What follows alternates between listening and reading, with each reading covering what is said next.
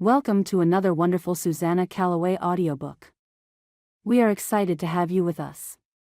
Before we begin the story, please like and subscribe to our channel and share it with friends. This allows us to continue adding free clean Western romance audiobooks for you to enjoy. The following title is copyrighted by Susanna Calloway, Western romance author. Now, find a comfortable spot, relax, and enjoy the story. Saving the Groom from Himself. Chapter 1. Ned Connor tipped the bottle back and guzzled down the whiskey it contained. He leaned his head back as he sat on the fence rail and howled at the moon. He wanted to howl. He wanted to howl, and scream, and moan with despair. Why was he still on this earth? He used to be happy. He'd been married to the sweetest, prettiest woman in the West. He owned his ranch, the Circle C, and it was one of the richest ranches in the area of Bitterroot Valley, Montana. He had loved his wife, loved his work, and knew how to laugh back then. Not anymore. That ended the day his wife Luann and his baby died as she struggled to give birth to his son. Now, there was no more laughter, just heartbreak. He took another slug of whiskey. It had been over 2 years since Mary passed, but it still felt like it was yesterday. He missed her so badly, it felt as if part of his soul had been ripped out. Dear God, why did you take her? Why? Now it seemed like he could only find comfort in the bottle. He tilted his head back and drained the rest of the contents. He went too far, though, and tumbled right off the fence rail onto the ground. Good Lord. He lay there looking up at the sky whirling overhead. Hey, Ned, buddy. Ben Davies hurried up to his friend and boss and hefted his shoulders off the ground. I think you've had enough for tonight. Come on. Let me help you to your room. With Ben's help, Ned climbed shakily to his feet, still clutching the empty bottle. I'm okay, Ben. I'm okay. I know you are, pal. You just need some rest. Let's go in. He grabbed Ned around the waist and helped him stagger toward the big ranch house, the house that used to be a showplace but now needed paint. You ought to just leave me out there for the wolves, Ned muttered as he lurched onto the porch. Ben opened the door and guided him inside. Nah. You're too tough for those critters. Tough? Ned bellowed. I'm not tough at all. I'm a weakling. I don't have any strength left. Now, you're talking nonsense. You're the strongest man I know, Ben said as he led Ned toward the stairs. I'm not. I'm like a little kid who's lost his mommy. Ned hollered the words and tried to get more whiskey out of the empty bottle. When he was unsuccessful, he threw the bottle against the wall and it smashed with a bang, glass splattering everywhere. The noise brought his mother Catherine dashing out of her room at the top of the stairs to stare aghast at her son. Catherine moved swiftly to help Ben get Ned up the rest of the stairs and into his room. When the journey was finally complete, Ned collapsed atop the bed, immediately beginning to snore, tears damp on his face. Catherine stared down at her son, her heart breaking as she looked at him. He was just a remnant of the man he used to be. Ben, this has gone on long enough. We've got to do something. I know, Catherine, I know, but what? I don't know. All I know is I can't take seeing him like this anymore. We'll come up with something. Asterisk. Sister Agnes sat at the small wooden table in her room with the newspaper spread out before her. She'd already searched the adverts for what she was hunting for and found some affordable plowing equipment the convent needed. Now she was simply looking over the rest of the adverts out of curiosity. A person never knew what he or she might come across. There was an advert from a desperate mother searching for someone to help her son, a lonely widower who had lost both his wife and his baby a couple of years ago. Now, it seemed he was a lost soul in need of someone to help him find the right direction. The poor man was floundering, purposeless. The mother, Catherine Connor from Bitterroot Valley, Montana, was pleading for help, for someone with a Christian heart to give her son meaning to his life. Sister Agnes studied the advert for a few minutes. It was listed under the mail order brides section, but the ad didn't mention marriage. It was just asking for help. And Sister Agnes knew the perfect woman to fit the bill. Josephine Brooks was a 22-year-old who had come to live at the convent many years before when she was orphaned. Sister Agnes had taken the child in and raised her like her own. She was a dear girl, rich with love and compassion. Josephine wanted to become a nun, to serve the Lord and do His work, and that was fine and honorable. But Agnes knew it was not a decision to be made lightly. Josephine had not known life outside the convent, so she wasn't prepared to make that decision based on facts. She just knew the peace and serenity of life in the convent, surrounded by sisters, isolated from the real world. Now Agnes worried she had kept Josephine too insulated, too protected from the other aspects of life. She'd never been to a proper school, never truly socialized with other people her own age, never traveled even 20 miles outside of the convent.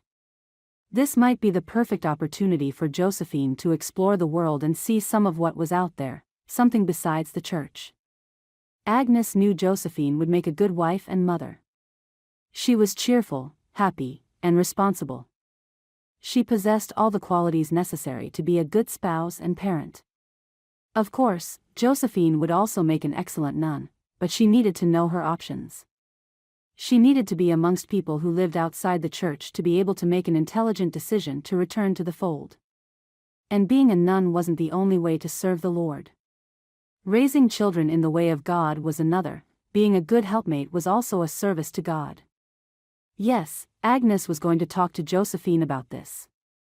If Josephine decided to do it, Agnes would miss her terribly, but she wanted Josephine to make the right decision, and she couldn't do that if she didn't know what else life had to offer. Agnes folded the paper and rose resolutely to her feet. There was no time like the present to get the job done. Asterisk asterisk asterisk. Josephine tossed the ball back to Sandy, the littlest orphan at the convent. Sandy giggled and ran after it, his little legs pumping as fast as they could go. Josephine laughed in delight as she watched him run. Working with the children who lived here was one of the greatest rewards of her life. She loved children and was always happy when she spent time with them. Her brunette hair tumbled around her face, already having come loose from the bun she had pulled it into earlier. Her cheeks were flushed, her brown eyes twinkling. Sandy threw the ball back at her, and Josephine dove to scoop it up, then tossed it his way again. The bell rang, alerting the children that it was time for dinner, and Sandy and the others took off running toward the dining hall. Josephine stayed behind to gather up forgotten toys. She looked up and saw Sister Agnes approaching her and paused to wait for her. "Good afternoon, Josephine. Do you have a minute to talk?" "Of course. Would you like to sit on the bench over there?" Sister Agnes nodded, and they moved to rest on the bench that sat under a tree. Sister Agnes produced the newspaper and showed Josephine the advert, waiting patiently while she read it.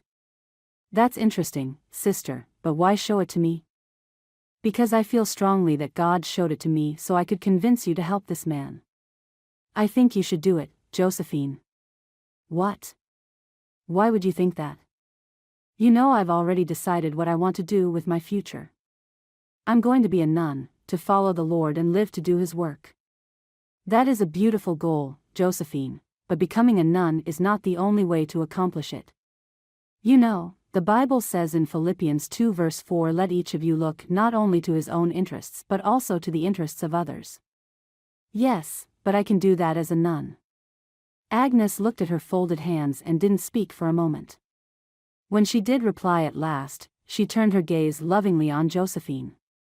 "Jo, I know you think you want to be a nun, but you have never explored any other possibilities. You have not been out amongst people, you haven't seen any other places besides St. Michael's, and you haven't experienced anything other than life in the church. It would make me happy if you didn't close your mind to other prospects." Josephine sat thoughtfully for a few moments, then asked, "If I did this, could I still come back here afterward and become a nun?" "Of course, if that is what you still want to do." "Let me pray about it, sister. I will give you my answer tomorrow." She stood and took her leave. That evening, Josephine could think of little else. She was determined to say no, but something in her spirit stopped her. Finally, during the wee hours of the morning, she gave in. She would go. But she would come back, too, and take her place as a nun just like she'd always intended. Chapter 2. Josephine spent an exciting week as she traveled to Montana. She had seen many sights like magnificent forests and rolling plains, rushing rivers and majestic mountains.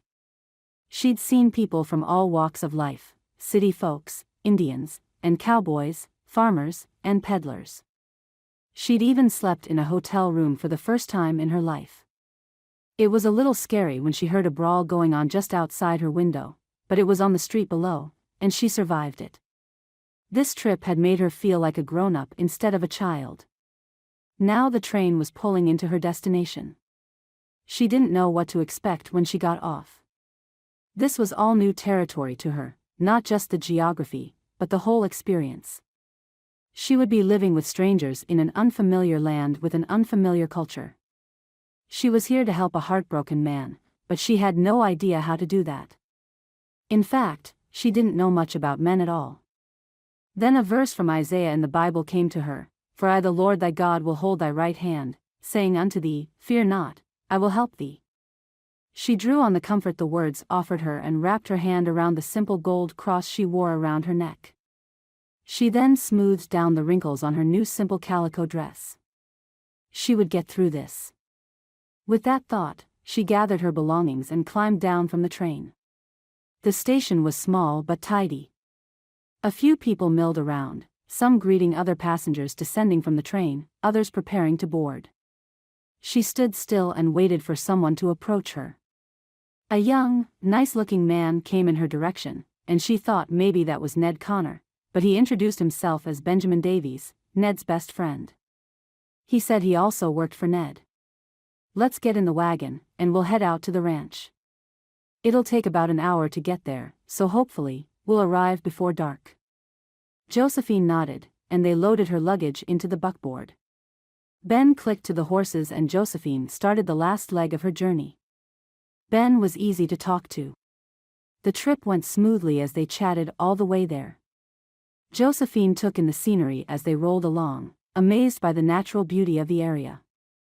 Mountains surrounded the valley, the Sapphire Mountains to the east, the Bitterroot Mountains to the west. Awe-inspiring peaks scraped the azure skies, and the slopes were covered in forests. They passed fields with steers roaming across the rugged terrain and rabbits occasionally bounced across the road in front of the wagon. Josephine's gaze darted everywhere trying to take in all the sights. "This is the most beautiful countryside I've ever seen," Josephine said in an awestruck voice. "It is incredible," Ben agreed. "It's not quite as nice in the middle of winter, though. It's really cold and believe me, we get a lot of snow. I bet that's beautiful, too." "Oh, it is stunning. Especially if you see it from indoors." He chuckled as he said that, and Josephine couldn't help but join in. "We're going to cross the Bitterroot River now," he told her as they approached a long wooden bridge. "Some of the best fishing in the world is right there." Josephine sucked in a breath as they rattled over the bridge and she watched the water swirling below. It seemed every place she looked, there was more natural beauty to enjoy. God had certainly outdone himself when he created this part of Montana. "How much farther until we get to the ranch?" she asked. "Technically we're on it now. This land is all part of the Circle C. It must be quite large." "You're right about that. A couple more hills, and you'll be able to see the ranch house. I bet you'll be glad to get there, won't you?" "I am tired of traveling, to tell you the truth. It feels as if I've been on the road for weeks." "Well, it's almost over now." A few minutes later, they came over a rise, and in the distance, Josephine could see the ranch. There were acres of paddocks, a large bunkhouse, and a big barn. What captured her interest the most, however, was the big house at the end of the curving drive. It sat atop a hill like a crown on the head of a king. A wide porch ran around the base of the two-story house, and a balcony hovered overhead. Green grass surrounded it, and several huge trees towered in the yard. The house was white but appeared to need a fresh coat of paint. Same with the faded blue porch, and the barn also looked a little weather-worn. They rode under an arched sign with Circle C burned into the wood. 2 black and white collies came barking at the wagon, their tails wagging wildly. "Mike, Molly, hush now," Ben called to the dogs as he pulled the wagon up in front of the porch. The door immediately opened and a slender woman with black hair peppered with silver came out onto the porch. She was smiling widely, her bright blue eyes were twinkling. She opened her arms to welcome Josephine. "Josephine, welcome. I'm Catherine. Call me Kate. I'm so grateful and happy you made the trip." She hugged Josephine warmly, pulling her close. "I'm sorry my son Ned's not here right now to meet you. He should be home soon, though.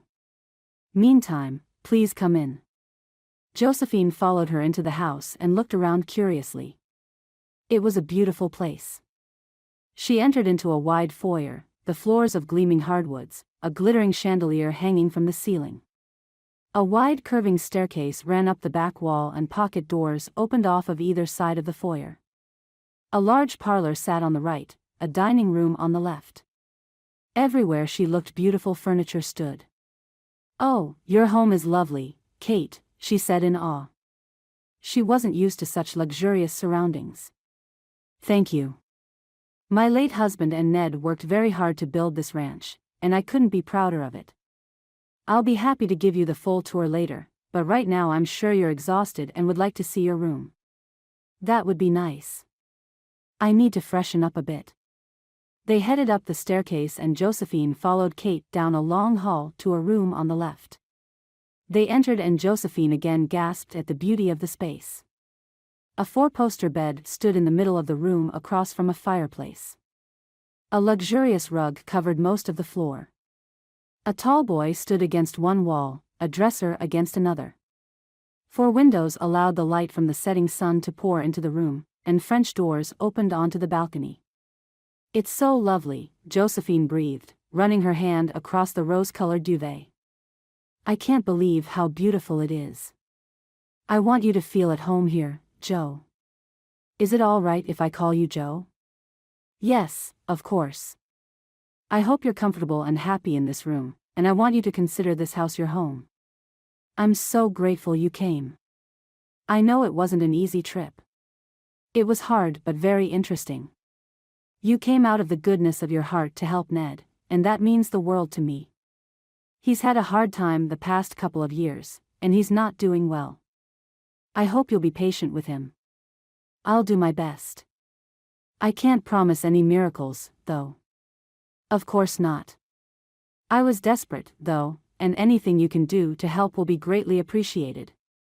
Kate blinked as if she were about to cry, and Josephine felt her heartstrings pull. On impulse, she reached out and hugged the older woman who returned the embrace warmly. "Now, I'll leave you alone to freshen up. There's water in the pitcher and towels and washcloths in the tallboy. When you're ready, come downstairs and we'll have dinner." When Josephine was alone, she quickly washed up and changed clothes. Then she took a few moments to look around some more. She'd never had a room like this before. Everything was clean and bright, yet it felt cozy and warm at the same time. She walked over to the French doors and flung them open, stepping out onto the balcony to take in the view. It was stunning. The sun was just beginning to slide behind the snow-capped mountains, spreading an array of rainbow colors across the sky. Pastures spread out for what seemed like miles around the house, horses grazing in nearby fields. A stream bubbled and danced like a curving silver snake through the fields, and there was a haze of spring green over the forests as they donned their summer coat. Pine trees filled in the background, climbing up the steep hills. She heard the sound of a horse galloping up the drive and turned her gaze to see who was coming. Was this Ned? She watched as he rode toward the barn, slumped in his saddle. Ben came out of the barn and greeted him, then began shaking his head before he helped the rider down from his horse. The tall man stumbled, his cowboy hat falling from his head to reveal a mop of cat-black hair. He shook Ben's arm off of his own brawny one and said something in an angry tone. She couldn't make out the words but could tell they weren't friendly. A shouting match ensued, and then the black-haired man hauled off and punched Ned right in the nose. Chapter 3. Josephine gasped and her hands flew over her mouth. She pulled up her skirts and raced down the stairs, bumping into Kate at the bottom. "Kate, some horrid man just punched Ben in the nose. I saw it from the balcony. Come on." She dashed out the door and ran toward where the two men were grappling in the dirt. The horse stood nearby moving restlessly, making Josephine worry that one of the combatants would get trampled. "Stop. Stop that fighting this instant," she hollered as she ran up to them and stomped her feet to get their attention. "You should both be ashamed of yourselves." She skidded to a halt and watched in wonder as Ben started laughing, rolling onto his back and letting loose a loud snicker. "It's okay, Joe, it's just Ben and Ned duking it out again." "Ned, behave yourself and get up and meet Miss Josephine Brooks." "Josephine, this is my incorrigible son, Ned." The black-haired man rose to his feet and towered over Josephine, tilting a little as he tried to stand up straight. "Nice to meet you, Mississippi." Josephine's coffee-brown eyes flashed to meet his clear blue eyes that looked just like his mother's. He weaved and tipped an imaginary hat since his still lay on the ground a few feet away. A smirk crossed his face that showed off white, straight teeth. Josephine's hands clamped across her mouth and fire rose in her cheeks. Then anger replaced embarrassment. "Well, that's a fine how do you do. The two of you, grown men, brawling in the dirt like two schoolboys. What is wrong with you?" "Just the same thing that's been wrong with us for the last 35 years. Ned snickered. "What he means, Joe, is that these two have known each other ever since they were in swaddling clothes, and they've been fighting over something and everything ever since. Ben's daddy, Big Ben, was Ned's daddy's foreman. They both died in an avalanche in '78 and Ben's mother died a year later. Ben's lived in the big house with us ever since. Now somebody has gone and said something wrong, and they're at it again." "That's right, Miss Josephine. That's exactly what happened." Ben looked a little shamefaced as he admitted it. "Well, I'm sorry I jumped to conclusions." Josephine tried to sound sincere as she said it, but inside she was still a bit angry. "I bet it wouldn't have happened, though, if this one," she tossed her head at Ned, "hadn't have been drinking. You, sir, smell like a brewery." With that, she tilted her nose and made her way back to the house. Asterisk asterisk asterisk. "Josephine, wait, please," Catherine called out to her, and looked at her with sadness in her eyes. "I'm so sorry. That's part of the problem with Ned, now. Ever since his wife and baby died, he's turned to the bottle for comfort. He's not like he used to be." Josephine tilted her head as she listened. She didn't want to feel sorry for the man, but she did. She couldn't imagine losing her family. Yes, she had lost her parents, but she'd been so young she didn't even remember them. Just faint scraps of memories, a blonde-haired woman with a lilting voice and a big man who carried her on his shoulder. Still, she was uncomfortable being here around a man who drank too much, who had given up on life. "I think maybe it would be best if I went back to St. Michael's," she whispered. "Please, Josephine, for my sake, please, stay a little while. I know Ned is a shock to a gentle, Christian girl like you, but I really need you to try and help him. I don't know what else to do." Catherine took hold of her hands, and her eyes pleaded with Josephine. A Bible verse from 1 Thessalonians popped into Josephine's head, "And we urge you, brothers, admonish the idle, encourage the faint-hearted, help the weak, be patient with them all." Patience. That was something Josephine often found herself short of. But the Lord was commanding her to be patient now. Reluctantly, she nodded her head, and Catherine hugged her with relief. Asterisk asterisk asterisk. Ned skipped dinner that night and went straight to bed, but he had trouble sleeping. Visions of a petite girl with bark-colored hair kept dancing through his mind. What a little firecracker Josephine was. And talk about pretty. He could still see the lovely rose staining her porcelain cheeks, the rich, velvety brown of her wide eyes. He felt a stirring in his body that he hadn't felt for over 2 years, and confusion washed through him. Why would he feel desire for a tiny shrew? Maybe it was just because he'd been so long without a woman. Or maybe because he was just plain lonely. Whatever the reason, he needed to get over it. He didn't know why she was here, but something warned him that it would come to no good. She was supposedly the daughter of a friend of his mother's, but he had no idea who that was. Something was up, he could feel it. It was probably another one of his mother's schemes to shake him back to the way he used to be. But he didn't want to be that way again. He didn't want to be happy all the time. He didn't feel like singing anymore or even working the ranch the way it should be worked. He didn't want to do anything but crawl into a bottle and drown himself. Asterisk asterisk asterisk. Catherine sat in her bedroom, her Bible open on her lap, but she wasn't really reading it. She was lost in her thoughts instead. She was worried about Ned. She'd tried everything to shake him out of his blinding grief, but nothing seemed to work. And he'd already probably blown her plan to have Josephine feel compassion for him, to see beneath the gloom and negativity he wallowed in. They would be lucky if she even stayed a week, let alone long enough to have an effect on Ned's attitude. The girl was prettier than Catherine had hoped she would be. Her face was painted with innocence, her heart pure and good. She was younger than she thought she would be, also, and that was another problem. Ned was only 35, but he seemed to have aged decades in the past 2 years. He no longer had that spark of youth, that vivaciousness that came with being young and happy. She wasn't even sure his once large sense of humor had survived this tragedy. She remembered Ned as he used to be, always laughing, working hard to make the ranch the best it could be, kind to both people and animals. He used to go around singing, making jokes, and always ready and willing to help his neighbors. Now, he rarely smiled and had practically turned into a hermit. Unless he went into town to the saloon, that is. She sighed wearily and dropped to her knees at her bedside. "Dear Lord," she prayed, "please don't let me have made a terrible mistake. Please don't let me have drugged that sweet girl into a hornet's nest.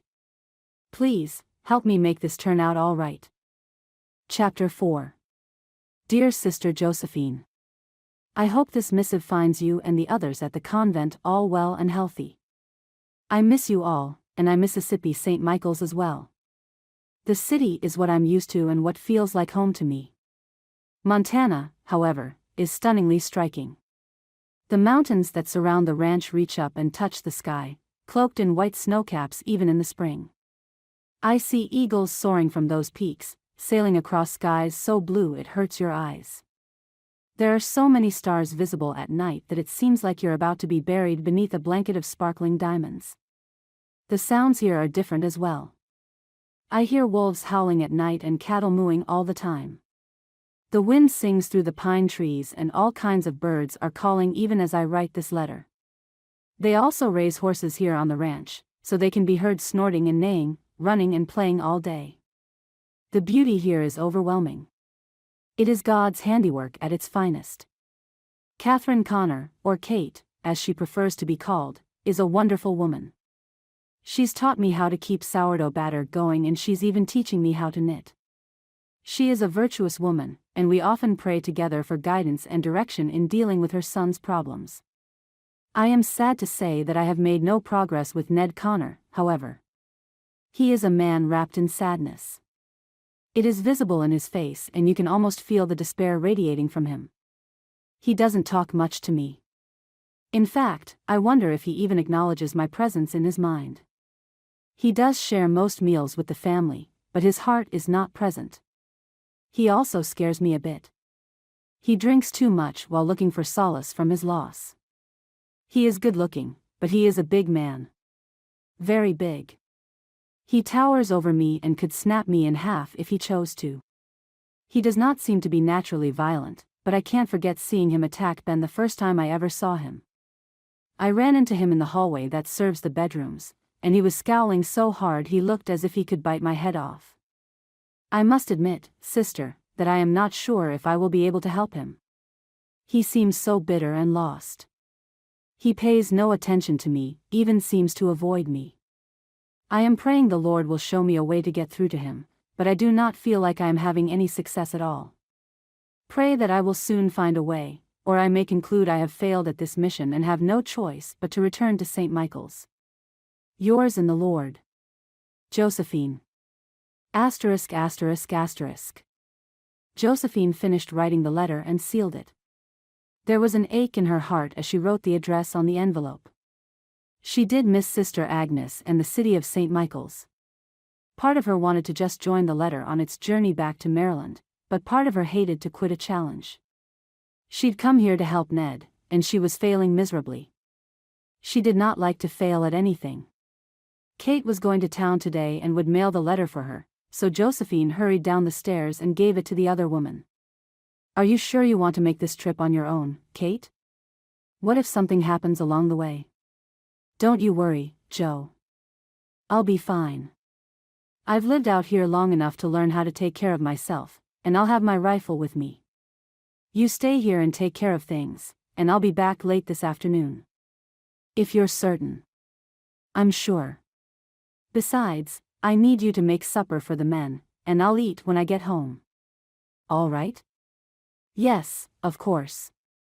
Go with God, Kate." Kate nodded and set off to make the journey into town. The sun was shining, and she clearly didn't expect any problems. Josephine watched her go, then turned and went to the kitchen to bake some bread. When that was finished, she swept the floor and dusted the furniture, then took a walk outside to watch the horses for a bit.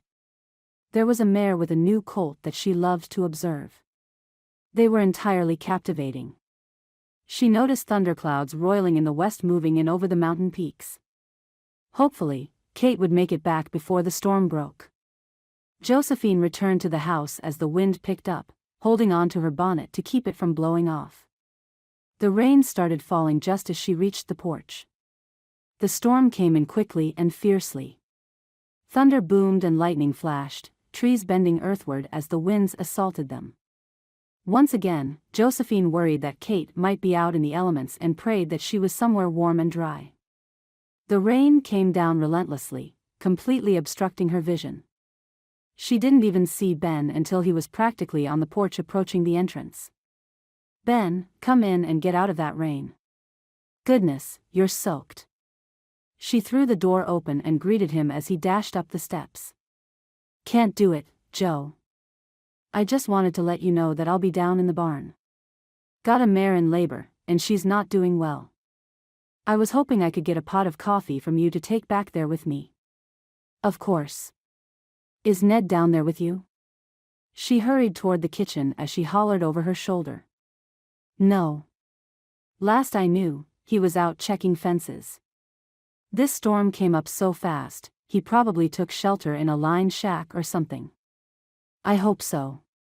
It's not fit for any human to be out in this. I just hope Catherine's all right." "I'm sure she is. She would have seen the storm coming and stayed in town until it passes." Josephine prepared the coffee and carried it back to him. "I hope the mare comes through okay, Ben. I don't know how I could help, but if you think I could, I'm willing to come down there." "No, everything will be okay. Just stay here and stay dry." He hurried off carrying the coffee pot, his figure swallowed up by the rain before he was 10 feet away.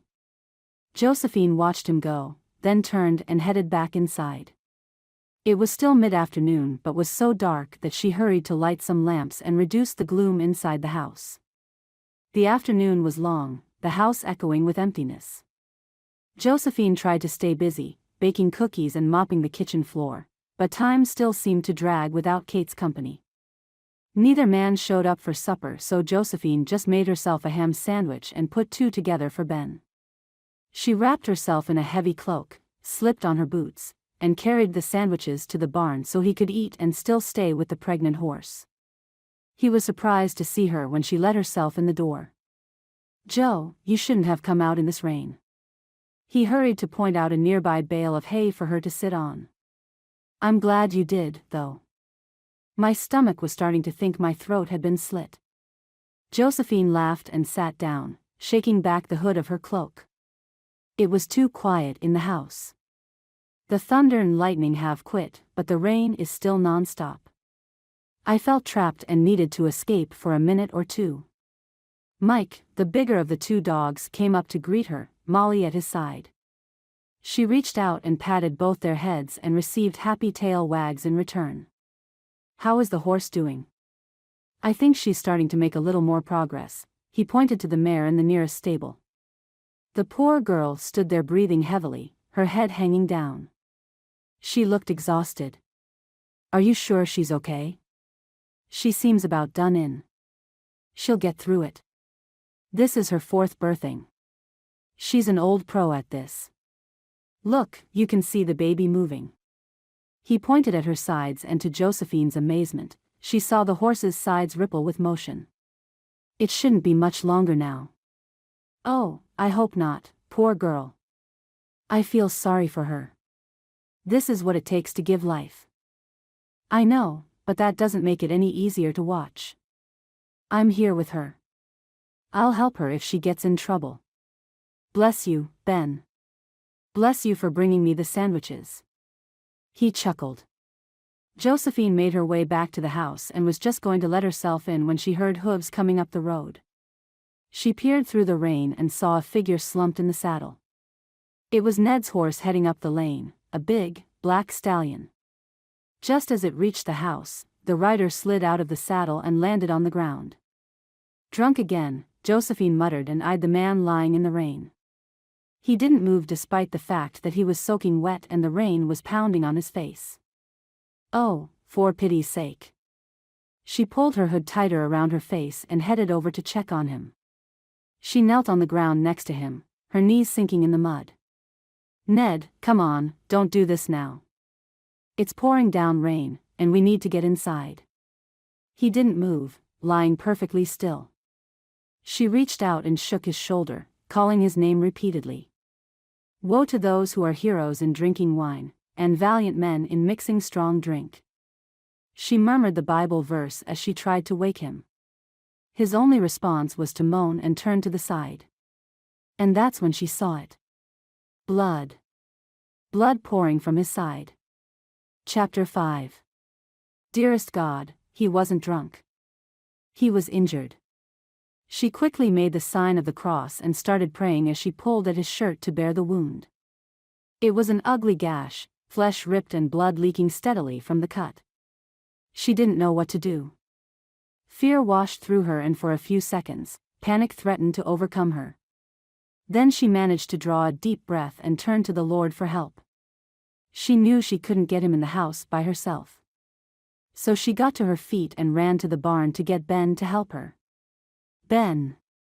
Ben, it's Ned. He's hurt. Come help me." Ben was standing next to the horse, who now had a wobbly colt next to her. "He's bleeding from his side." Ben spun away from the newborn and dashed out into the rain. He ran and knelt at Ned's side. "We've got to get him out of this rain. Can you help?" "Yes, of course. You take his feet then, and I'll get his head."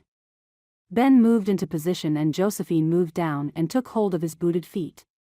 "Ready? 1, 2, 3, up." Josephine was shocked by how heavy he was. She managed to lift his legs and stumbled forward as they carried him. She had trouble getting him up the stairs, but they finally made it. "Let's get him on the sofa." By the time they deposited him, Josephine was gasping for breath. She'd been terrified she would drop him, but she had managed to make it. Her legs were weak and trembling, but she was grateful she had managed to carry him all the way. "Okay, let's take a look." Ben seemed calm and in control, and Josephine was thankful for his presence. She didn't know what she would have done if she had been alone. "Looks like he got gored," Ben announced. "Let's hope it didn't hit anything vital." "I'll get towels," Josephine said, and ran to collect the cloths she needed to press against his side and try to stop the bleeding. She prayed that it wasn't a fatal wound, but it did look bad. "I'm going to get him out of these wet clothes. Can you help me with his boots?" She tugged and pulled and finally managed to get the leather boots off of him, and then went to change out of her own dripping wet clothes. When she returned, Ben was just finishing getting Ned into a dry pair of pants, his chest still bare. "I thought it would be best if I left his shirt off so we can get to the wound." She remained speechless, her gaze locked on the prone man's bare chest. A wide expanse of bronzed flesh spread before her, a soft mat of black curls covering his chest and arrowing down to disappear beneath his pants. Muscles were well-defined and his shoulders were broad. I'm going to ride and see if I can get into town and get the doctor. This wound needs a doc's expert hand, but I'm not sure I'll make it. This is the kind of storm that causes flash floods. I doubt I'll be able to cross the river, but I'll try. Are you sure you should try? What if you don't make it? Then I'll come back. You'll have to watch him while I'm gone. You got any experience with this sort of thing? Never. Not with anything this bad. No. Not really. Just children's scapes. You'll be all right. You got a good head on you. And I'll be back, with or without the doc. Be careful, Ben, please. Ride with God. Then he was gone, and Josephine was alone with Ned.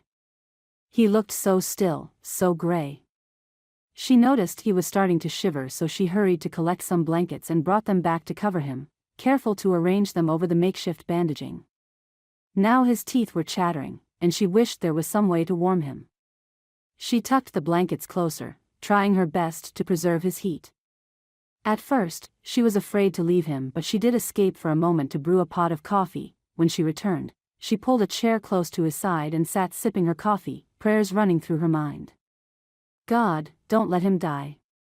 When he began to shake violently from the cold, she didn't know what to do. He had a fever but was still chilling. She watched him shiver and shake, and then she made a decision. She couldn't think of any other source of warmth, so she stretched out beside him on the sofa, draping her leg and arm over him, pulling him close to her. It felt foreign to be laying up against a man. And awkward. She was ashamed to be doing it, but she was desperate, feeling that God would forgive her the impropriety.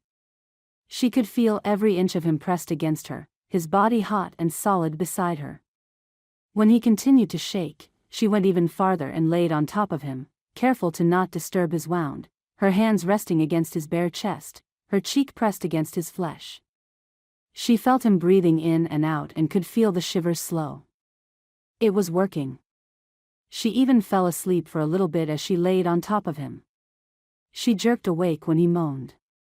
She rolled off of him. Now, he felt hot to the touch. He was running a high fever, she was almost sure of it. Now what? She brought a basin of cool water in and wet a cloth to run across his face, and then wiped it over his torso. God, she hoped she was doing the correct thing. But the bleeding had slowed to a stop. The wound was still an ugly gash and she saw that it needed cleaned, but she was afraid to disturb it.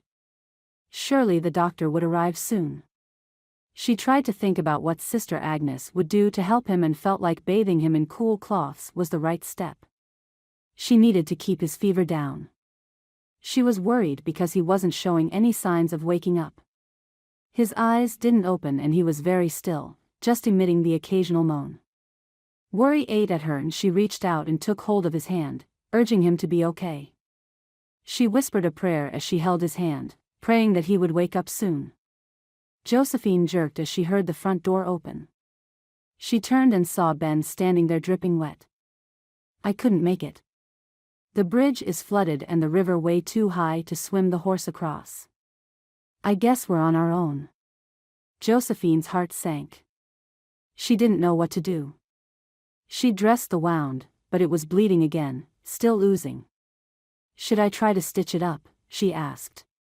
But it needs cleaned. The blood has washed away most of the rock bits and dirt, but I'm worried. I think we should clean it and stitch it. If it didn't hit any vital organs, I think that's the best we can do. Fear settled over her heart once again as she went and got her sewing kit. She was a good seamstress, but she certainly had never stitched up a human being before. God, guide my hands. Please let this be the right thing to do. Ben had cleaned the wound somewhat, and it looked a bit better. When her needle was threaded, she sat down by Ned's side and studied the wound. She couldn't see any intestines or anything else important looking sticking out. Her hands were shaking as she began to sew his flesh together. He moaned occasionally and pulled away from the pain. Every time he did, she moaned, too, and had to stop until her hands quit trembling, but at last she was finished. "Very neat stitches, Josephine," Ben murmured as he checked out her work. "That looks fine to me." "I just hope it's good enough," she murmured. Ben laid his hand on her shoulder and said, "It's got to be. Now, why don't you go get some rest and let me stay with him a while?" She shook her head firmly. "No. You're the one who's been out in the weather.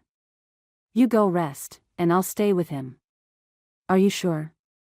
She nodded, her lips set in a straight line. She didn't want to leave him. She didn't know why, but she felt compelled to stay. Chapter 6. It was still raining in the morning. Ben found Josephine nodding off in the chair next to Ned, her head falling to the side. She stirred when he walked in the room, and as soon as she woke, she jumped up to bend over to check on Ned. His color was better and his eyes flickered open as she pulled the covers down to check on his wound. A radiant smile lit up her face when she realized he was awake. "Ned, welcome back. How are you feeling?" "I feel like I got stomped on by a bull," he muttered, flinching as he moved a bit. "I think you did, buddy," Ben said as he, too, bent over to check on his friend. "What happened?" "Darn, stupid mistake. I was mending some fence and got lost in my thoughts. I didn't hear the bull coming up behind me. By the time I saw him, he was coming after me. I just about made it to my horse when he got me with his horns." "Well, you're one lucky man. You managed to get on that horse and get all the way back home riding through that storm. Josephine found you lying in the mud, and we managed to get you inside. She even sewed you up. Thanks, Josephine. That's all I can say. I was glad to do it. I'm just pleased you're still with us." He nodded, but his eyes were beginning to droop again. In another moment, he drifted off to sleep, but this time it seemed to be an easier sleep and his fever was gone. "Now, little mother, will you go get some sleep?" Ben asked as he smiled down at her. She returned his smile and moved to go upstairs but paused at the bottom step. "You'll stay with him, won't you?" "I'll be right here until you come back," he assured her. Chapter 7. Ned watched Josephine as she moved around caring for his needs. She changed the dressings on his wound, combed his hair, and brought him a clean shirt. This was the second day since he'd been injured, and she had nursed him continuously. Ben was there to help him with his private needs, but Josephine took care of everything else. Now, she carried a tray into his room and settled it over his lap. She reached around him and fluffed the pillows, making sure he was sitting up so he could eat. He glanced at the tray and saw she had made him a delicious-looking omelet, muffins, ham, and coffee. He had to admit, Josephine was a good cook. He didn't think he was hungry, but the sight of the golden eggs and the aroma of the fresh-baked muffins made his stomach growl. He took a bite as he watched her open the curtains over the windows and pick up some clothes he'd left lying on a chair the morning before he got hurt. She moved with efficiency, gliding around the room with graceful motions. He had been surprised by the attention she'd paid him since his accident. After all, he hadn't been exactly cordial to her since she'd been there. Some might even say he'd been cold. That didn't seem to matter to Josephine, however. She'd treated him with nothing but kindness. More than he deserved. "Your mom managed to get word to us that she's staying in town a couple of days to help those who were displaced by the floods," she said. "I wonder if there's anything I could do to help." "You've been doing quite a bit right here," he told her. "You've gone out of your way to help me." She turned toward him and widened her eyes in surprise. "No more than anyone else would do. I think you've done a lot more. You've cooked for me, sewn me up, stayed by my side while I was hurting. I really want to thank you for that." "Well, you're welcome, Ned, but I think you're wrong. I think any good Christian woman would have done the same. Maybe that's the difference. I mean, the Christian part. Maybe I just don't know that many Christian women. Not since Luann died, anyway." "I'm sure you're mistaken, Ned. Most people are good if you just look for the good in them." He didn't answer, just stuffed a piece of ham into his mouth and eyed her curiously. Anyway, I think a lot of people have probably tried to help you. Maybe you just weren't ready to accept that help. He nodded thoughtfully, then shoved his plate away. I'd like to shave. Do you think you could get my things together for me? Yes, I'll do that. She gathered his shaving supplies and brought him some warm water, then stood by and watched him rake the razor over his skin. You act like you've never seen a man shave before, he muttered as his hand slipped and he nicked himself. I haven't, she replied. I've never been around a man doing his morning cleanup routine. Not even your father? No. I'm an orphan and was raised by the nuns at the convent. No men there, she said with a smile. I'm sorry.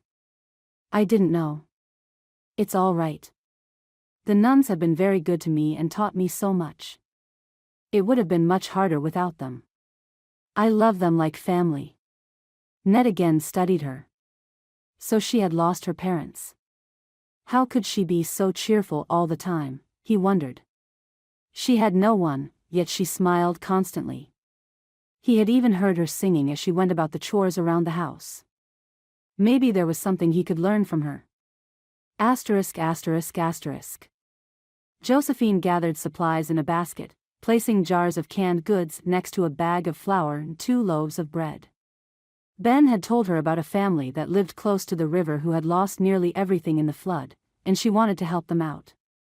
He'd gone to hitch the wagon up for her and loaded the back of it with blankets, pillows, and some extra clothing they had. She was about to leave to take it to them when she heard footsteps behind her. Ned, what are you doing out of bed? I was going stir crazy. I'm not used to laying around all the time, you know? I feel better, so I need to do something. Well, I'm getting ready to go to the Blackwells.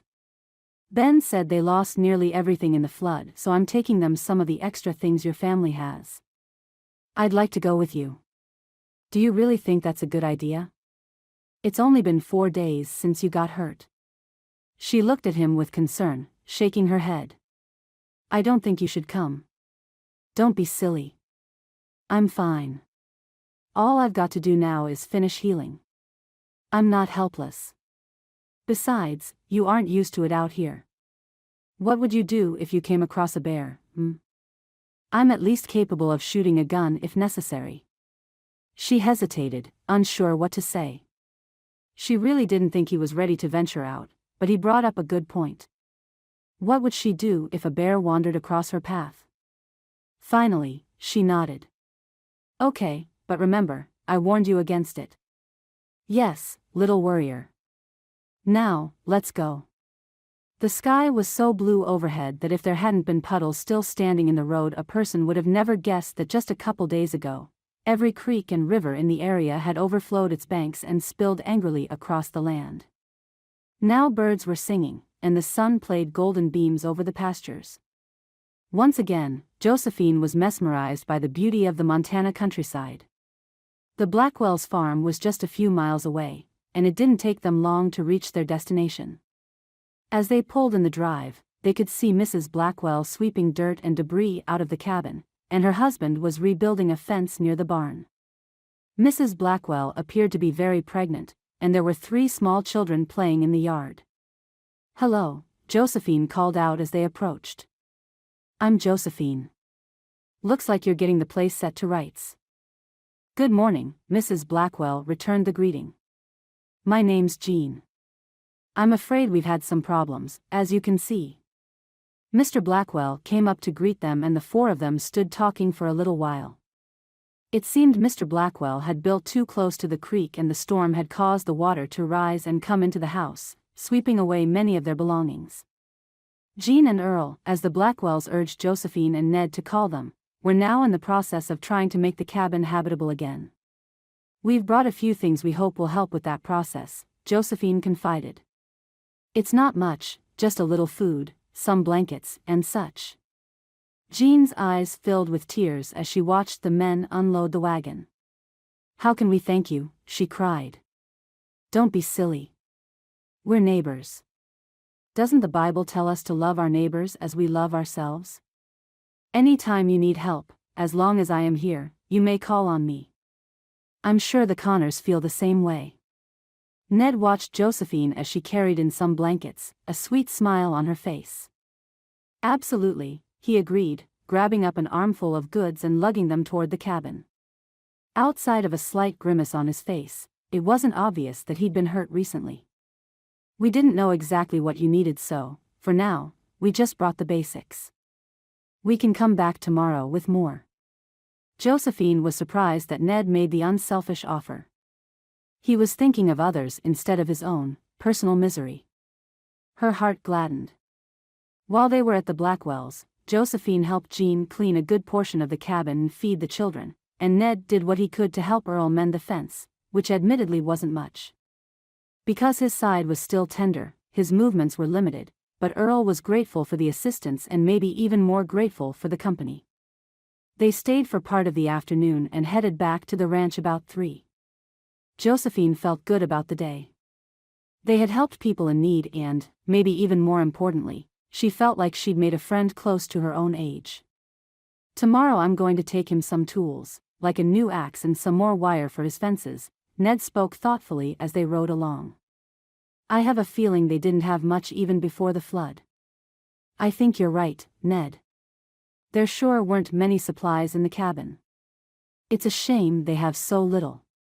Maybe I could help him rebuild that cabin so it's farther away from the creek.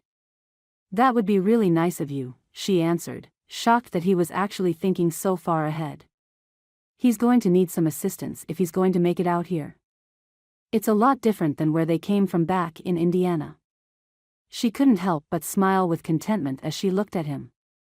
He really wasn't the selfish person she had thought he was.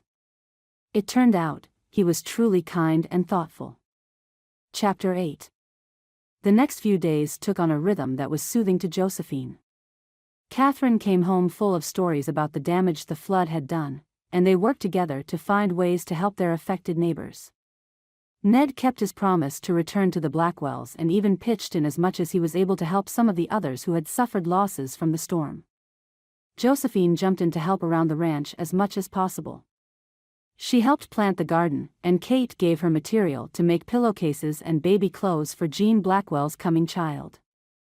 Ned was healing quickly and began to take on ranch work again, even deciding that the house was ready to be painted. Time sped by and Josephine was content.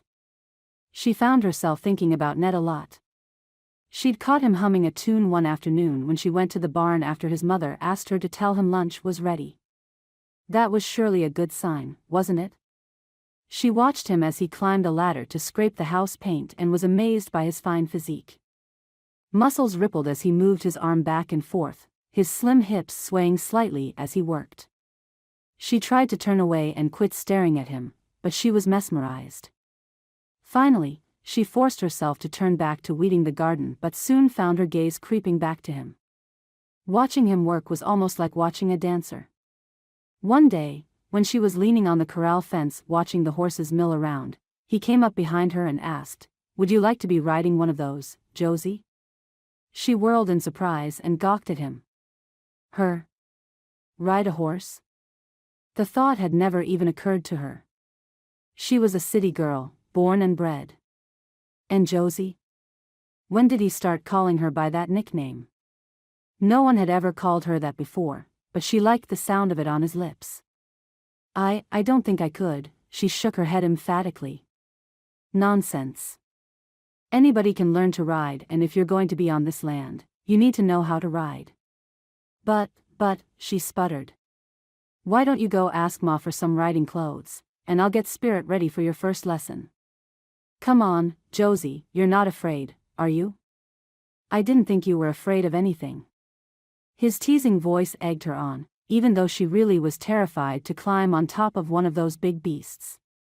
She tilted her chin and eyed him suspiciously. Was this some kind of trick? It really is important for you to learn to ride. I promise I'll make sure you won't get hurt. Don't make promises you can't keep, Ned. Come on, I dare you. Oh, now that wasn't even fair. Josephine couldn't resist a dare. She straightened her spine and set her chin determinedly. Okay. If your mother has something I can wear, I'll do it. Without another word, she spun on her heel and marched toward the house to find Kate inside. When Josephine made her request and told her that Ned had offered to teach her to ride, Kate's face lit up with a huge smile. "Of course I have something you can wear," she said with a grin, "and I think it will fit you perfectly." They went into Kate's bedroom, and the older woman produced a brown leather split skirt and a brown and white striped shirt. "I think we wear about the same size boots, too." Josephine changed clothes and turned to head back to the barn. "Wait a minute, Joe, I've got something else for you." She opened the wardrobe and pulled a broad-brimmed beige hat from a shelf and sat it on Josephine's head. "There. Now you really look the part." Josephine caught sight of herself in the mirror and couldn't hide a smile. She looked like a cowgirl in these clothes. Now, if she just didn't feel so scared to get on that horse. She strode back to the corral where Ned was waiting for her. "Hey, you look great. Just wait here, Josie, and I'll bring out your horse." She waited nervously, wringing her hands and pacing back and forth. "Here you go," he called, and she turned to see him leading a huge, white horse toward her. It looked angry and towered over her, snorting and pawing at the ground. "Heaven help me," she groaned. He didn't actually expect her to ride that devil, did he? She approached it cautiously, then jumped back when the horse swung its big head back and forth, whinnying loudly. "What's wrong, Josie? You're not afraid of this big baby, are you?" "Baby? Baby? He looks more like an evil killer to me," she gasped. Just then, the horse danced toward her and she couldn't help it. She screeched and stumbled backward.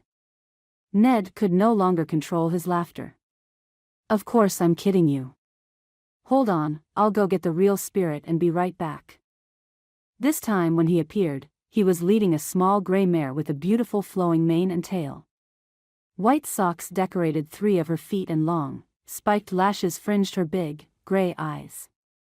"Now that looks more like it," Josephine said, and felt much better about approaching the little mare. The horse greeted her with a gentle push of its head, asking to be scratched between the ears. "That was mean, Ned, truly mean," she said, but couldn't help smiling a little at the joke he'd played on her. "I'm sorry, I couldn't resist. Demon is so scary looking. I thought you'd feel better about riding when I brought Spirit out to meet you. She's as gentle as a lamb, a darling girl. She's beautiful, aren't you, sweetheart?" she crooned to the animal. She felt a bond with the horse immediately, patting the mare's solid side. "Okay, remember, always approach a horse from the left," Ned told her. She accepted a helping hand from Ned and put her foot into his crossed palms as he boosted her up into the saddle. For a minute she felt dizzy. It seemed like she was so high off the ground that she would die if she fell off, and she grabbed Spirit's mane in both hands. "Here, hold on to the reins, not her mane," Ned said as he handed her the leather straps. "That's the way."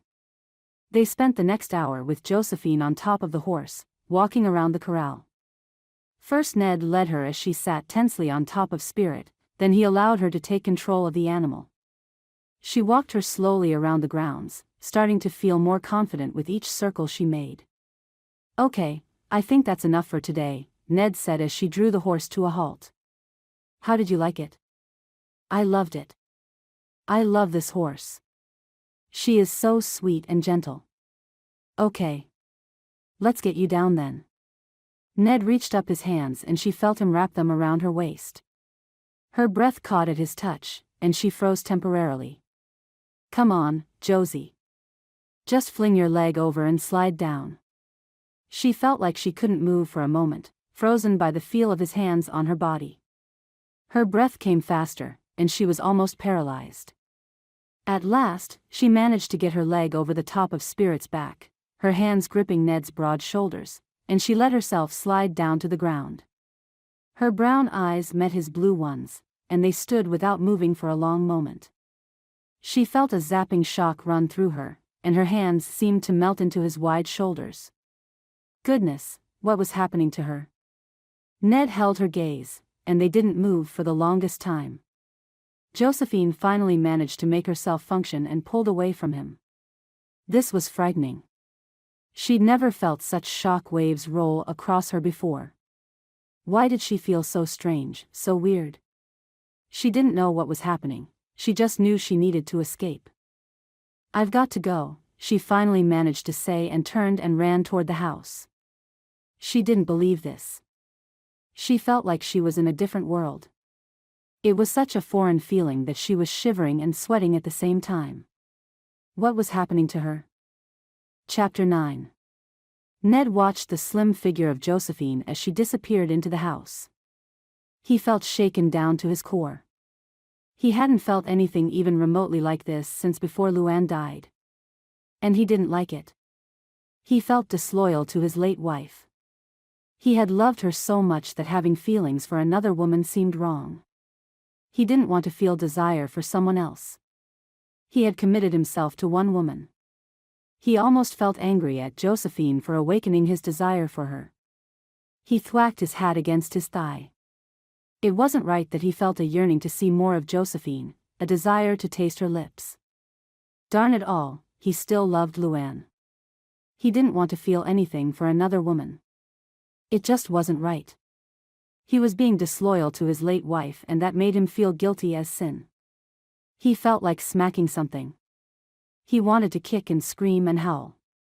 It wasn't fair that he wanted to grab Josephine and kiss her. Desire burned through him, and it scared him. He didn't want her, but he did. Ned turned and saw Ben coming across the barnyard. He didn't feel like talking to him right then. He was afraid Ben would see what was going on, and he didn't want anyone to know that he was craving Josephine. Before Ben could reach him, he turned and led Spirit into the barn to unsaddle her. He didn't want to talk to anybody about this, not now and maybe not ever.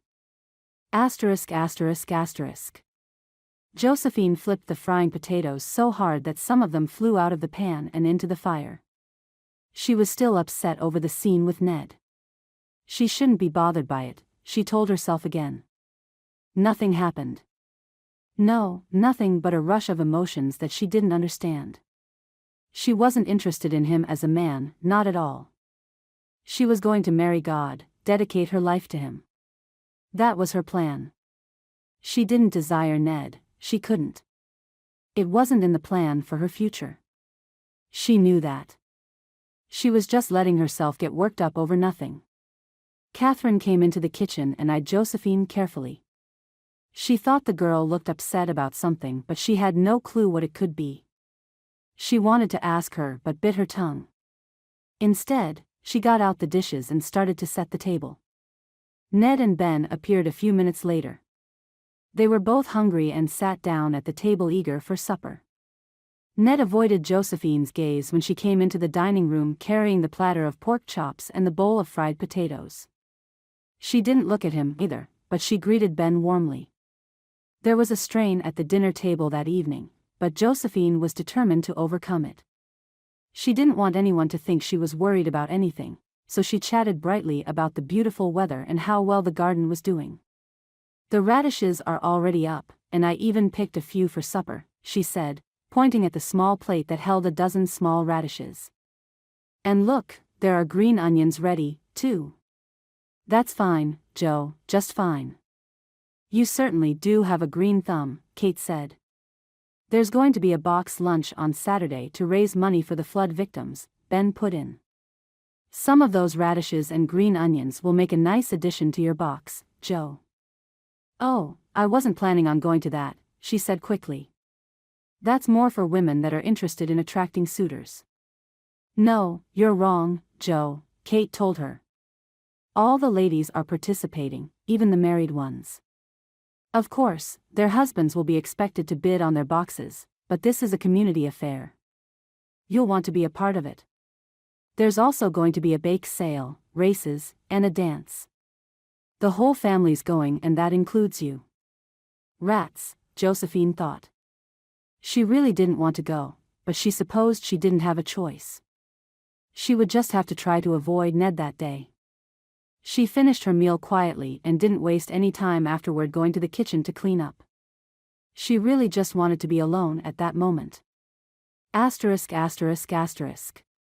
Of course, it turned out that avoiding Ned was going to be hard to do, she realized as they loaded into the wagon on Saturday. She and Kate were on the seat, their decorated boxes in the bed behind them along with a couple of pies, a cake, and 3 dozen cookies for the bake sale. Ben and Ned both rode their horses, but they stayed close to the wagon as they rolled along into town. The river was still high, but the bridge was crossable, and they made the trip embraced by golden sunshine and gentle breezes. It was a perfect day for a picnic. People thronged the town. Kate had been right. It seemed everyone had turned out for the festivities. One of the first activities was a short horse race. Josephine waved at Jean Blackwell and a few other people she had met during the previous weeks. Then, she carefully stood to the side as horses galloped down the street as they raced for the finish line.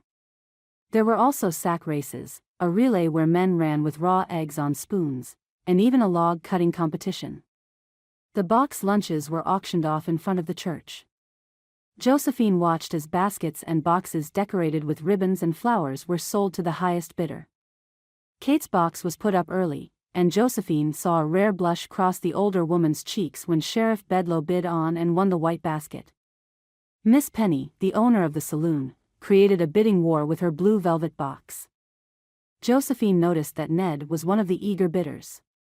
Wouldn't you know it? He still had a penchant for liquor and apparently for Miss Penny, too. Ned dropped out of the bidding when a big, burly cowboy bid $5 on it. Then it was time for Josephine's box to go on the block. Ned and Ben both bid on it. She was sure they were doing it just to be polite. Even a couple of strangers bid on it as well, but Ned looked determined and ended up winning it. Josephine's stomach fell as she heard the auctioneer declare Ned the winner. Now she would have to eat with him, for heaven's sake. This was exactly the opposite of what she'd planned. She didn't want to be alone with him, but now she had no choice. Ned collected their lunch and walked to Josephine's side with a grin.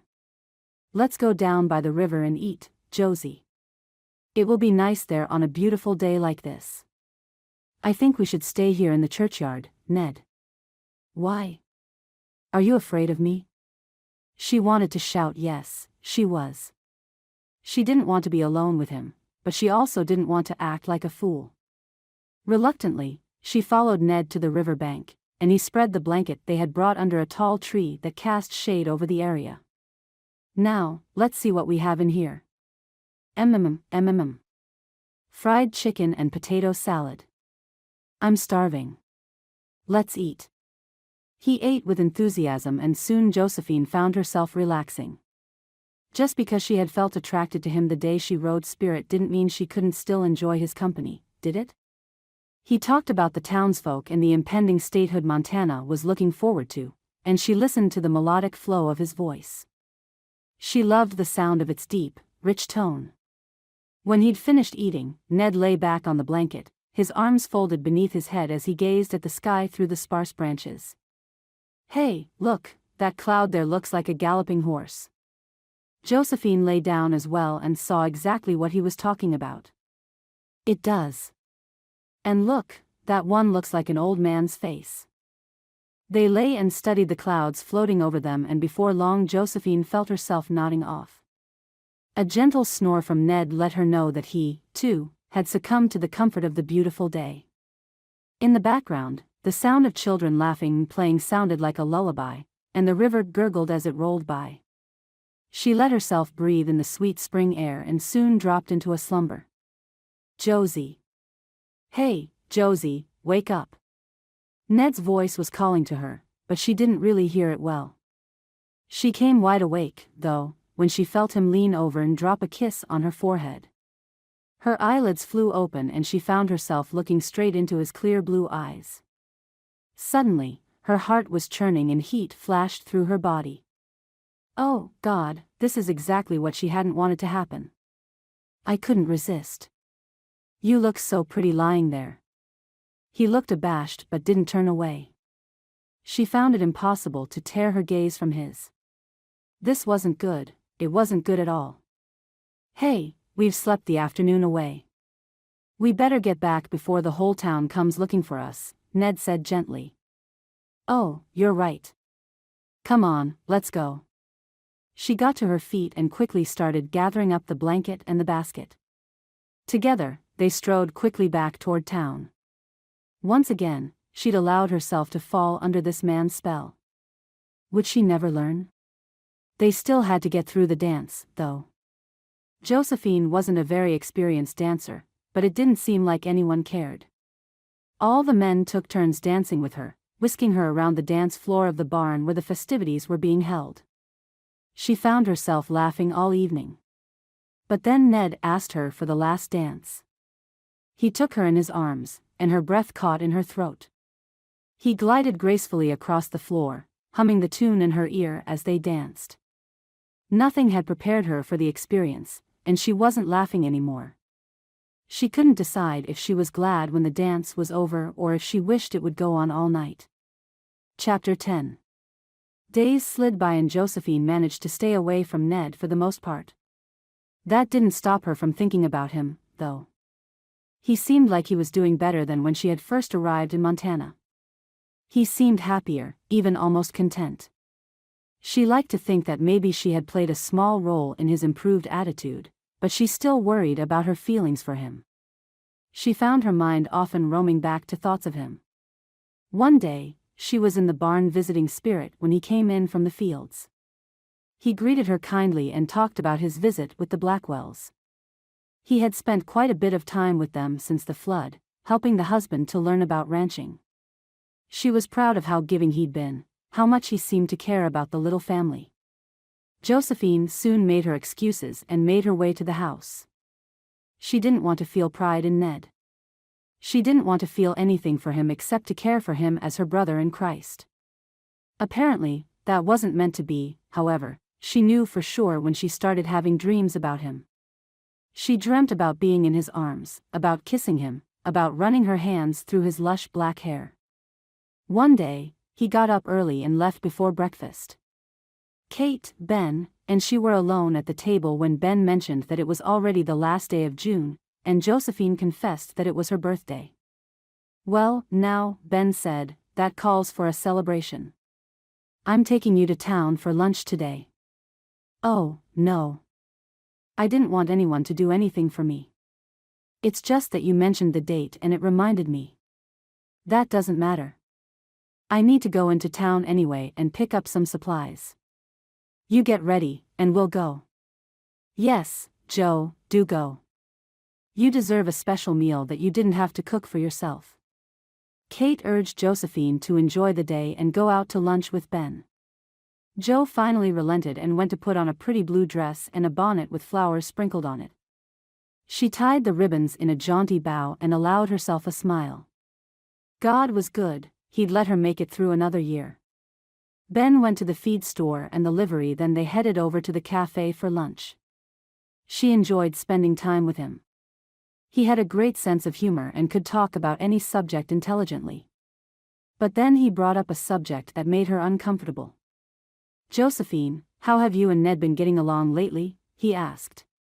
"Fine, I guess. He does seem better than he used to be, not so gloomy, anyway." "And he is. He's almost like his old self. He whistles while he works again, and he's smiled more lately than he has in years. You know, it was Kate and I that placed that advert in the paper. It was for a mail-order bride, you realize, right?" Josephine took a bite of her fried fish and nodded. "Yes, but that's not why I came. I'm not interested in getting married. Sister Agnes thought it would be doing a Christian kindness if I came and tried to help him. And you have helped, immensely." Ben wiped his mouth with his napkin. "I think you're the perfect match for Ned. You know his faults, but you still like him, don't you? You see that he is really a good man." "Yes, I like him, Ben, but I'm going to be a nun. That's what I've always wanted to do with my life." "Plans change, Joe. You would be a great wife and mother. That's another way of serving the Lord, you know. But that's not what I want. I admit, I've been feeling conflicted when it comes to Ned. I've even been having dreams about him. But it's just not in my plan, Ben." Ben eyed her with concern and laid his hand over hers. Listen, Joe, please don't make this decision hastily. Think about it and pray about it. I will, but I don't think my answer will change. That's all I can ask, Joe. Asterisk asterisk asterisk. Ned stood outside the cafe and looked in the window. Was that really Ben and Josie in there? Together? And Ben's hand was on top of Joe's. He didn't want to believe what he was seeing. Ben and Joe. He didn't like that, he didn't like it at all. He'd been thinking about Joe a lot lately, and he had almost come to the conclusion that a relationship with her wouldn't be a bad idea. He knew in his heart that Luann wouldn't want him to be alone for the rest of his life. She wasn't like that. She was kind and loving and would want him to be happy. So just when he was coming to that conclusion, he discovered this. Ned and Joe together. It hurt him to see his best friend with the woman he had started thinking of as his girl. It felt like a knife stabbing him right in the heart. He should have known better. If he was meant to have a partner in life, the Lord wouldn't have taken Luann away from him. He wouldn't be alone now. He hadn't even been allowed to keep the baby. His face hardened as he watched the couple inside talking and laughing. It was obvious. The two were falling in love and he was alone, again. Asterisk asterisk asterisk. Josephine couldn't stop thinking about what Ben had told her. He and Kate truly hoped she would marry Ned. In the first place, Ned had never even brought up the subject of them being married, and in the second place, she had no intention of ever marrying anyone besides the Lord. Yet a part of her couldn't stop thinking about the idea. What would it be like to be married to Ned? To sleep next to him, to bear his children? She imagined a little girl with big blue eyes and a little boy with soft black hair. She pictured herself large with child, feeling the unborn babe moving within her, and a small smile crept across her face. But no, that wasn't going to happen. Ned Connor might be handsome, he might even be kind and loving, but he was not going to be her husband. She shoved the thought determinately out of her mind. She didn't even want to think about it. But time and again, the images crept in her thoughts. She was still having dreams of the man, and they were becoming more and more vivid. Now she was kissing him, deeply and passionately, in those dreams. Her hands skimmed along his flesh and she could almost feel his hands rubbing across her back. She might be innocent and untouched, but she wasn't ignorant. She knew what went on between husbands and wives, knew it took intimacy to a level she had never known and probably never would know. She refused to even think about that when she was awake, but she had no control over her dreams, and almost every night now Ned crept into her illusions. It had gotten so bad, she almost dreaded to go to sleep. This morning, she had woken early, even before the sun came up. Her skin was drenched with sweat, and her breathing was rapid and shallow. Ned had been lying in bed beside her, his arms wrapped around her, pulling her close to him. God help her, she had to get over this. She felt as if she were going mad. Chapter 11. She climbed wearily out of bed and lit a lamp. Picking up her Bible, she attempted to read it and tried to find peace. Always before, reading the Bible had calmed her, made her feel better, no matter the situation. But it wasn't working this time. Somehow she had turned to the Song of Solomon. The verses were all about love and relationships and only made the flame of desire burn brighter within her heart. His left arm is under my head, and his right arm embraces me, she read. God help her, she was so confused. Even her relationship with God the Father had been tainted by Ned. She closed the book and leaned her head back against the rocker she sat in. She simply didn't understand why she felt this way about Ned. He wasn't perfect by any means, far from it. He drank too much, and didn't live a godly life. Maybe she could comprehend this better if he were a good Christian man who had a strong relationship with God. Maybe she could have some glimmer of comprehension if he were a minister or a clergyman. But he wasn't. He was just a man, a simple human with faults and blemishes. Why, she wondered, why did he haunt her dreams and infest her thoughts? Finally, she gave up and got dressed and went downstairs to start breakfast. She was early, so she had plenty of time to make a breakfast casserole and hash brown potatoes. Maybe that would take her mind off of Ned. After breakfast was over, she did the dishes and mopped the floor, then went out to work in the garden. She needed to stay busy, to keep her mind occupied. If she didn't, her thoughts would turn back to Ned, and that was the last thing she wanted. She spent an hour or two in the garden, then went back to the house and washed all the windows. Then she carried the rugs out and laid them over the clothesline so she could beat them vigorously with a wicker contraption made for that purpose. By the time she was finished with that, she was exhausted and decided she would try to take a nap. Maybe she wouldn't dream about Ned during the daytime. She could only hope. It didn't take long for her to fall asleep, and this time it was dreamless. When she woke up, she felt better than she had in a few days and was stretching her arms high above her head when she heard laughter from below. Curious, she opened the doors to the balcony and stepped out. At first, she didn't see anyone. Then, beneath an apple tree, she spotted them. It was Ned, and he was with a woman Josephine recognized by her flaming red hair. Miss Penny, the saloon owner, was laughing up at something Ned had said, and he was grinning back at her. Josephine jerked when she saw the woman run her hand up Ned's arm and tickle his ear. So, that's the way it was. Ned had a thing for Miss Penny. The two were obviously in a relationship, and from the looks of things, it wasn't a casual acquaintance. She should be happy for them. She should be glad that Ned had found someone he was interested in, someone he was attracted to. But she wasn't glad. She wasn't glad at all. Asterisk. Ned wasn't at supper that evening, and Josephine figured she knew why. He was somewhere with Miss Penny. That was okay. She would tell Kate and Ben her news. They could pass it along to Ned if they wanted. "I'm going back to St. Michael's at the end of the week," she told them. "I've overstayed my welcome as it is, and I really am needed back at the convent. I have to complete my training to become a nun, and I feel like the time is now." "Oh, Josephine, must you go so soon? We will all miss you terribly. Won't you stay a while longer?" Kate pleaded with her and took her hands in her own. "You know I've come to love you like a daughter. I don't want you to leave." "I love you too, Catherine, but I really must go. The Lord is calling me back to St. Michael's." "Joe, did you think about what we talked about the other day? Did you really consider your options?" Ben's face wore a look of concern as he questioned her. "I did, Ben, and I know now this is what I must do.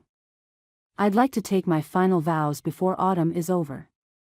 They both shook their heads, and Kate had tears in her eyes as she voiced her disappointment, but Josephine wouldn't be swayed. She was determined to go. She spent the next few days packing her things and making arrangements for her journey.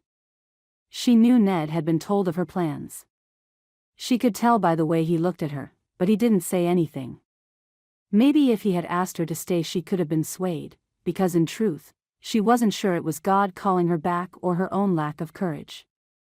But Ned's silence said it all as far as she was concerned. Her last day on the ranch was a sad one. She wandered around and said her goodbyes to Spirit and to the dogs, Mike and Molly. She even went to visit the chickens one last time and wandered past the corrals to give several of the horses a farewell pat.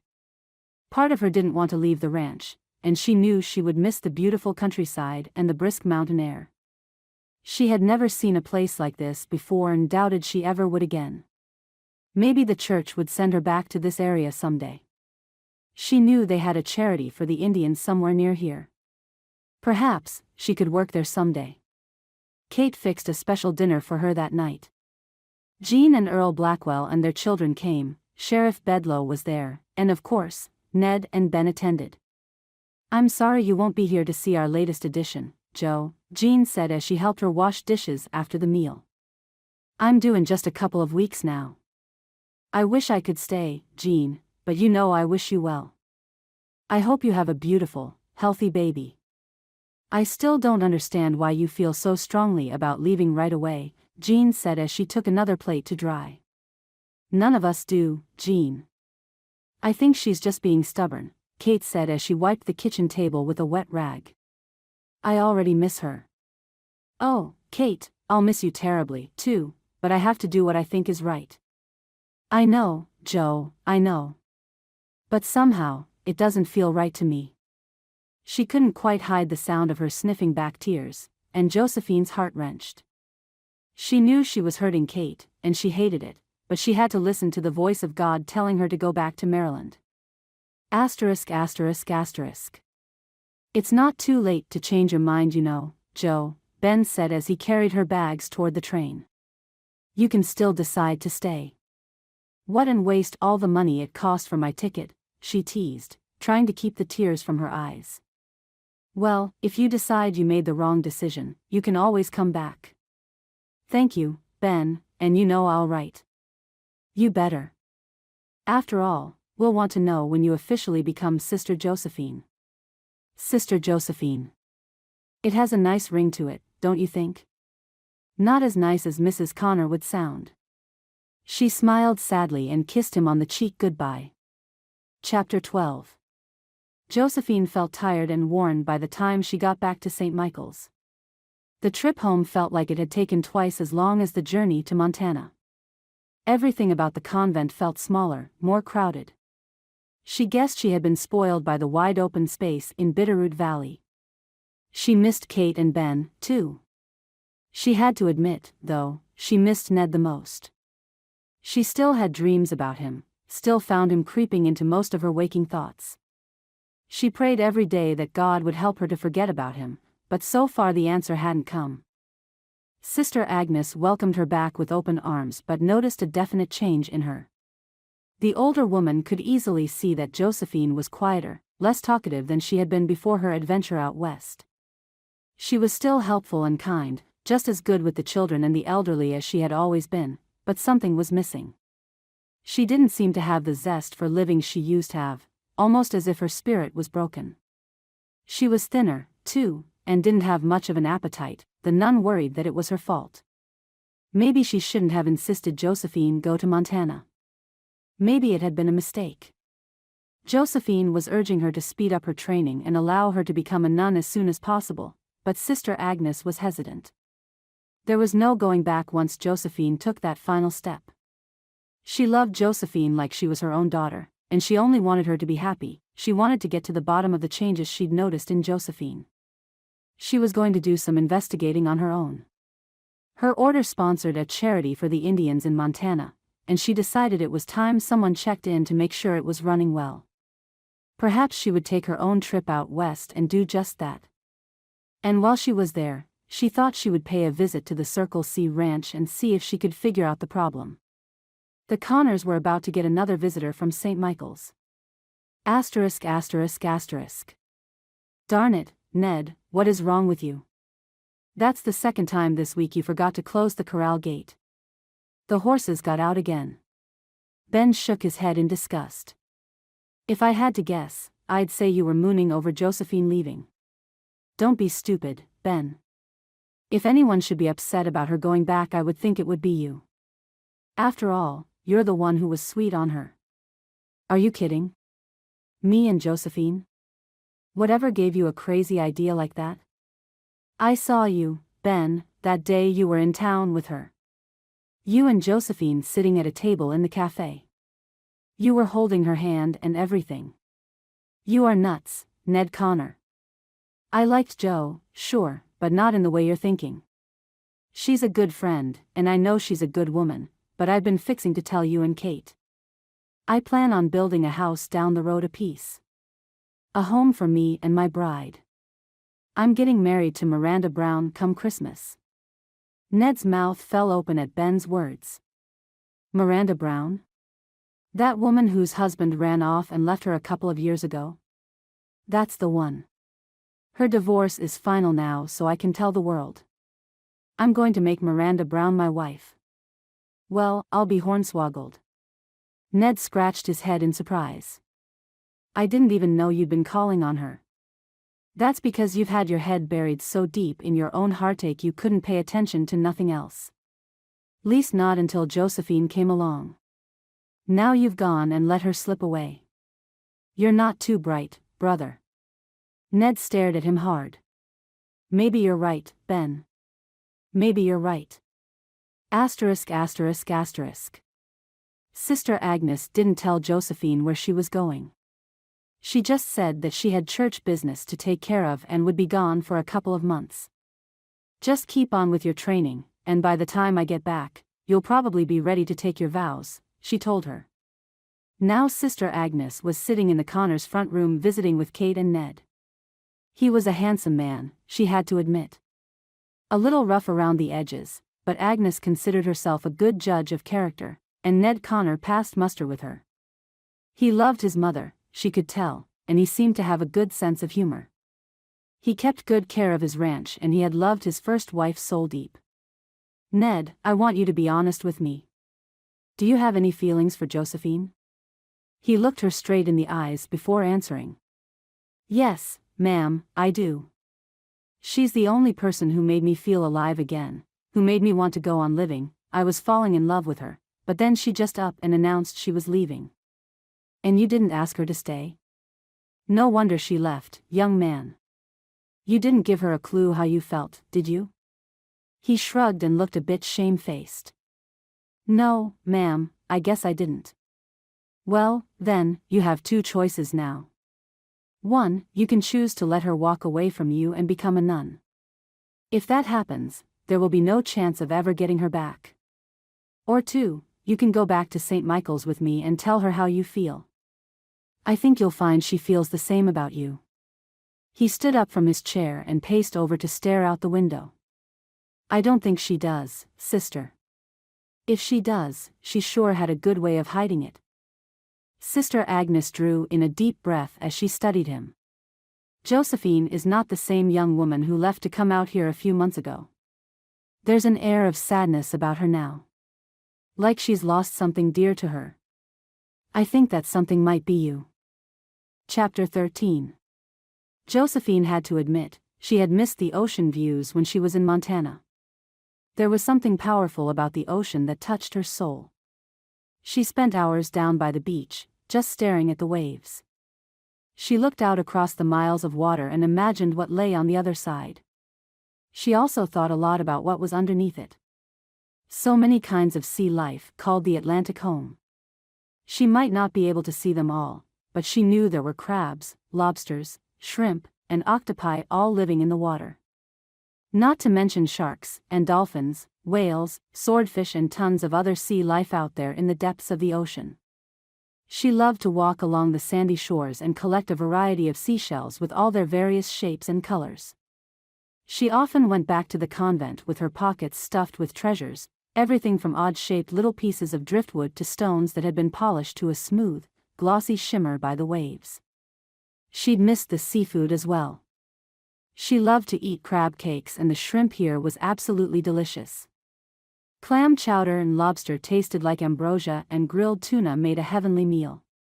But now, she found herself craving fresh salmon and fried buffalo steak, venison, and succulent pheasant.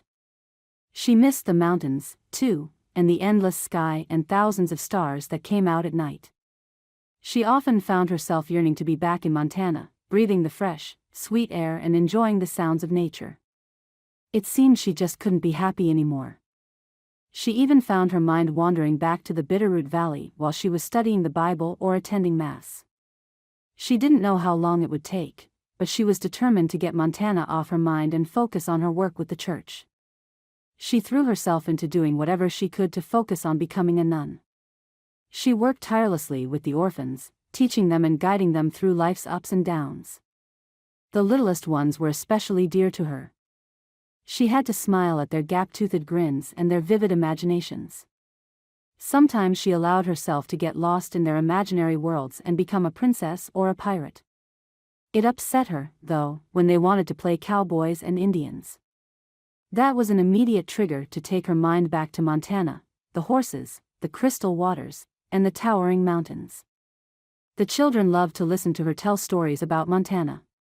She told them about how beautiful the land was, how green the trees and blue the skies. They listened raptly as she talked about horses and cattle, about bears and wolves. They were full of questions about Indians, about how the cowboys took the cattle to market, and even about the saloons. She thanked God for the children. They kept her busy and kept her laughing. She played games with them and sang songs with them. She kissed their boo-boos and dried their tears. She listened to their prayers and tucked them in at night. And over, it made her think about what it would be like to have children of her own. She couldn't tamp down the longing that was growing inside of her to be a mother, but that was never going to happen. She would have to be satisfied with mothering the many orphans she helped care for instead. She wrote Kate long letters and looked forward to receiving her chatty missives. They were always full of news. Jean and Earl had had a baby girl that they named Patricia. Sheriff Bedloe had begun earnestly courting Catherine, and she seemed to be thrilled about it. She wrote that Ben was getting married in December, and Josephine was ecstatic for him. He was a good man and deserved to be happily married. What she didn't say much about was Ned. Josephine asked her about him in her letters, but Kate never said more than that he was well. She thought it a little strange but put it off to her disappointment that things hadn't worked out for Ned and her. She hadn't denied that she would love to have Josephine for a daughter-in-law. Josephine got a letter from Sister Agnes as well. It was short. She just said that she would be returning home in a week or so and that she was having a pleasant trip. She told Josephine she missed her and she hoped she was working hard on preparing to take her vows. And Josephine was. She felt ready to commit her life to the church. She didn't really know another life, and she was comfortable living with the other ladies. At least her life wasn't complicated with things like romantic imaginings and relationships. It was Thursday afternoon when Josephine went to the chapel to spend some time in prayer. She dropped to her knees in front of the chapel, made the sign of the cross and began to pray in earnest. She had a lot on her mind and felt compelled to discuss it with the Lord. She spent the first few moments of her prayer thanking Him for His goodness, for all the blessings He had poured into her life. She'd never forgotten that if it hadn't been for the church, her life could have been a nightmare. A parentless little girl had few options in life and most of them didn't paint a pretty picture. She would be eternally grateful that the nuns had taken her in and especially for Sister Agnes who was as close to a mother as Josephine would ever have. And Heavenly Father, I pray that you will watch out for the people in Montana. Please take care of Kate and Ben and especially Ned. Help to keep him from drinking too much and falling back into bad habits, help him find the good in life and let him be happy. I think it will take you in my life to make me happy.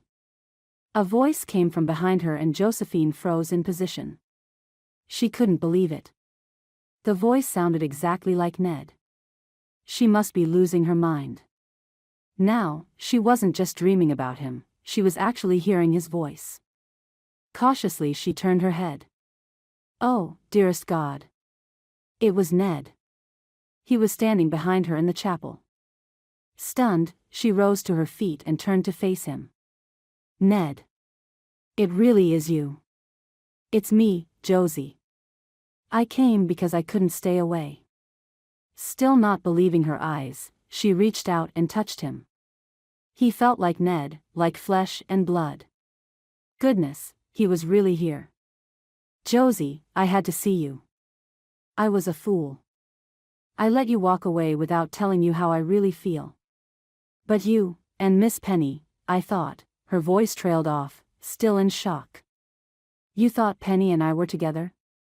No, Josephine, no way. Penny is a friend of mine, a good friend, but she's not for me. It's you who brought me back to life. Ned took her by the arm and led her to a pew and sat her down. He sat next to her and took her hand in his and looked straight into her eyes. Josephine, I never told you what a difference you made in my life. You came to Montana and lit up the world. You were always happy, always smiling. Without hesitating, you helped me when I was hurt and then you helped others who were harmed by the flood. You are a very special person, Josephine, and I don't want to lose you. What do you mean? I don't understand. She stared at him, her mind whirling. What I mean is I love you. I should have told you before I let you get on that train. My heart was broken all over again when you left. When Luann died along with my baby, I thought my world had ended, but then you came into it. You came in spitting and fighting, telling me off for punching Ben, and you challenged me to start living again. I accept that challenge, Josie, if you are part of that life. I want you to stay with me, to love me, to marry me. I want to spend the rest of my days loving you. But I'm going to be a nun.